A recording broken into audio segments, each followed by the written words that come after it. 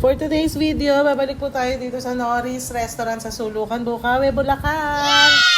May magtitreat po kasi na kasamahan namin dito sa office na wala na siya dito pero nagpadala siya ng GCash, o di ba bongga? Galante pala pagka wala na dito.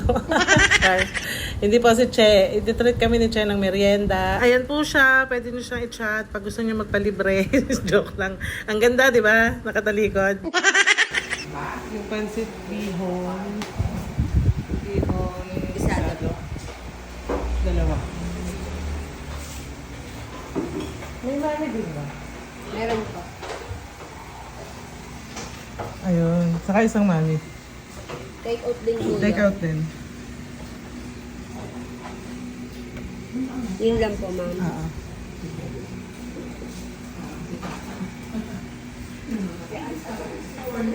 At eto nga palang aparo, nakita ko na naman. So, bumili na naman ulit ako.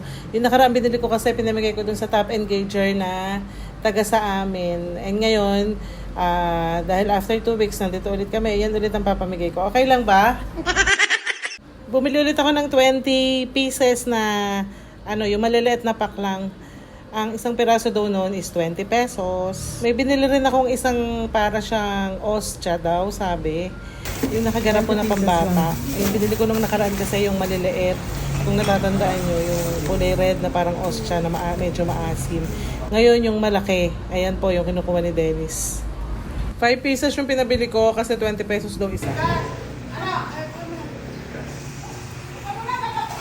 Ito lahat. Balik po sa lima po yung round trip. Plastic mo na ano.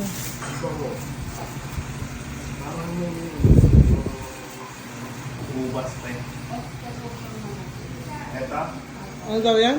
Oscar. Edi, tumayo ka tayo. Bibigyan mo na kita. Plastic mo. Katawan ni Cristo. Ata yung hamburger. Yung burger. Okay. 1,630 po. Bro, kulang pa yung padala mo. 1,630, 1K lang bigay mo. Che, shout out. Ang totoo po talaga, ito yung nirequest nila, yung palabok. Dahil ang sarap po talaga ng palabok doon, promise. Meron po siyang kakaibang lasa na hindi ko ma-explain. May sahog siya na hindi ko alam kung ano ayun masabihin. First sabi nung kasamahan ko, nilalagyan daw sa ibabaw nung fried na kamyas. Hindi ko naman makita kung nasan yung fried na kamyas. Ito po yung palabok nila na napakasarap. Try nyo po, promise. Napakasarap. Puro napakasarap. Ayun guys, kung gusto nyo pong matikman ang masarap na palabok at pansit alanganin, bisita, punta lang kayo dito sa Norris Restaurant sa Sulukan. Bungad lang siya ng Sulukan sa Bukawi sa loob ang daan. Bye-bye!